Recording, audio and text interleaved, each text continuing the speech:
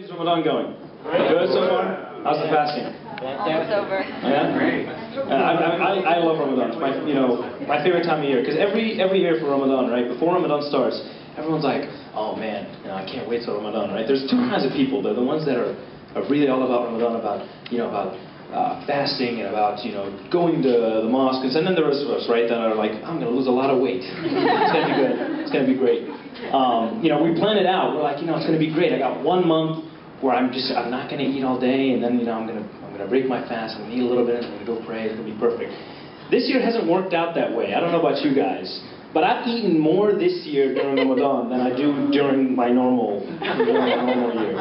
I went into it thinking I'm not going to eat that much, but every year, every day, it's been like, let's all go, and we're like, oh, we're fasting, and when we go, and then we just pile the food. We talk about how much food we can put on the plate, and then we just pick out, and it's fantastic, and it's been great. But you know what? It's still been working. I don't know about you guys, but I've still been losing weight somehow. Ramadan's great. It's a great diet tool, unless you're a woman, in which case it just doesn't work. I don't know what it is about that, but my other favorite thing about Ramadan, honestly, is all the white people. Like when you're at work, right? Hopefully there are no white people here. I don't want to offend, but anybody part white? Abid's part white. But no, you go to work and you've got all the white people there going, oh hey. Oh, you want to come to lunch with us? Oh, no, I'm sorry, I'm fasting today. And of course they're doing this while they're eating a donut. They're like, hey, they're munching on a donut. Oh, we're all going to get some food. Do you want to come with us? Oh, no, I'm fasting. You're fasting? What is that? Oh, and of course, I don't want to go into detail. You never want to go into detail. So you go, oh, it's where you don't eat or drink for 30 days. You don't eat or drink for 30 days? How do you do that? No, you misunderstood. Not for 30. No one can not eat or drink for 30 days. The fact that you even thought that could happen is something else. But no, it's from dawn till dusk. You don't eat from dawn till dusk, and that's it's a good 10, 12 hours, however much it is. But you can't eat or drink, and they go, oh my God, I can't imagine doing that. All of a sudden, my male coworker became a female. Sorry, but oh my God, I can't. How do you do that? I can't. Of course, the whole time they're eating, they just don't realize that you're hungry. I can't.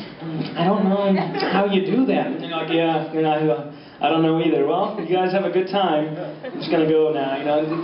Every year, and but it's tough. It's really tough. Being around people that are eating and drinking and just doing, and especially, the Ramadan's not just about not eating and not drinking. Okay, you can't lie, you can't cheat, you can't steal, you can't do any of that stuff. So if you're white collar working in corporate America, you can kiss your promotion goodbye because you're not doing any of that without a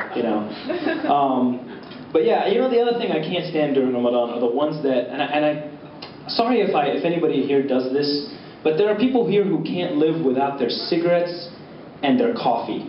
Hey! So, hold on. Let me get there. During Ramadan, they say, I can't have my coffee, or I can't have my cigarette. Really?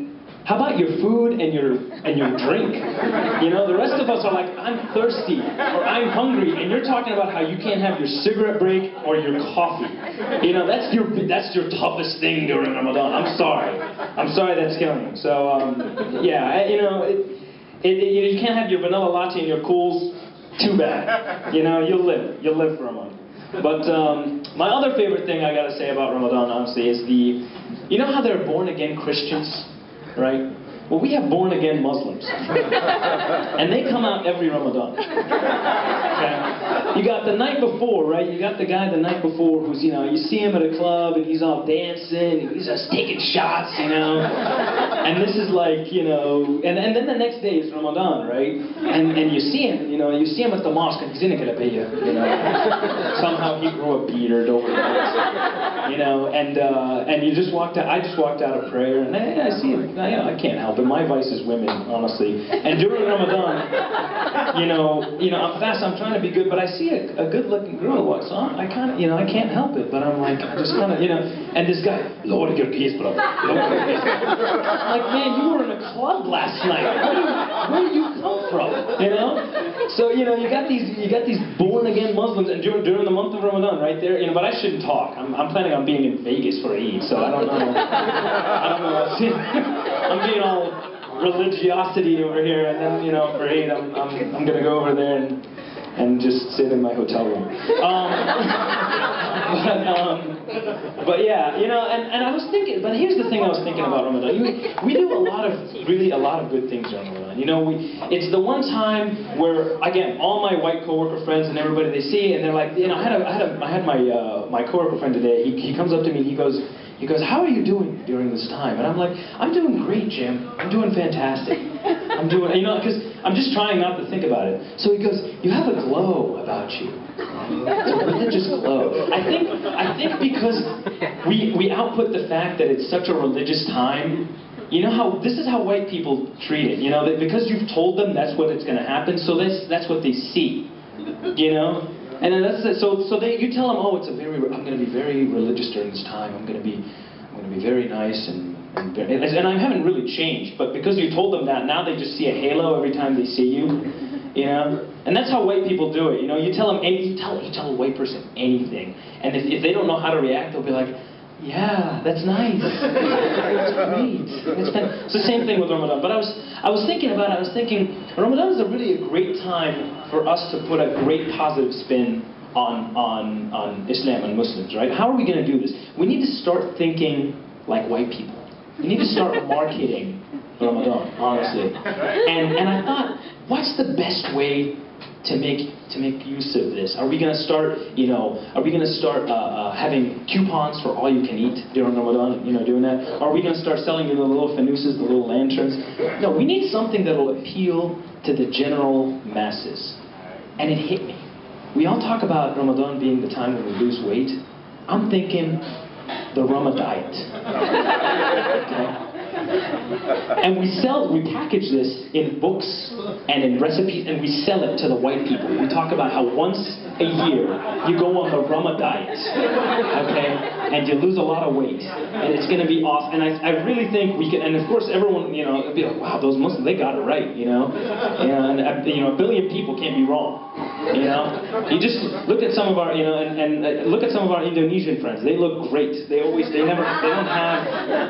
have this. And so we can just tell them the Ramadan diet, milk and dates, brother. Milk and dates. That's all you need. So, you know, we sell this, and we can definitely put some spin on it. I have experience with this, because I don't know if you guys know, but I used to be, believe it or not, and some of you who know me know this, I used to be 270 pounds. Wow. Yeah, no joke. No joke. So I've had my own battle with I guess, you know, trying to get in shape, and to this day I'm still kind of doing that. But you know, and believe it or not, it wasn't until when I was in Egypt, and I lived in Egypt for a while, and I was all into soccer, and I used to do push-ups or whatever, and I came here, and I remember it all started when my father introduced me to McDonald's. I'm serious. I mean, I had McDonald's, and ever since it's just been a steady, like, decline of health. You know, it got bad, but it never got so bad. In middle school, high school, I was overweight, you know, a little. I had my gym teacher, she used to call me slow-mo. Not the most fun thing. Come on, I mean, I'd be running, I'm trying to run, you know, come on, slow-mo. Why are you being so mean? But yeah, so it was not a great time, but it wasn't too bad. But then college is really where all that changed. Because in college, you know, you go, and I went to James Madison University. You guys know James Madison University? It's ranked number 7 in the nation for top campus foods. That's not why I went there, but, you know, because they had this all-you-can-eat lunch every day. So you'd go for lunch there and have all-you-can-eat lunch. And then, of course, you know, every night, what was the best thing? You'd order like pizza and chicken wings. You know, and it'd be like 1 o'clock in the morning, and you'd be like, yeah, let's order pizza and chicken wings and stay up and watch movies every night. And 3 a.m. IHOP cravings, you just go to IHOP at 3 in the morning and just eat. You know, and people, I gained a lot of weight really quickly, and I became this huge guy. And so I started seeking help, and what do I do? What do I do? And they tell you, you know, they go, Mo, the key to losing weight is you really need to listen to your body. To listen to my body? Are you crazy? How do you think I got fat in the first place? Hey Mo, it's 1 a.m. Why don't you eat a pizza and go to bed? It's a bad idea. So no, don't listen to your body. That didn't work out for me. But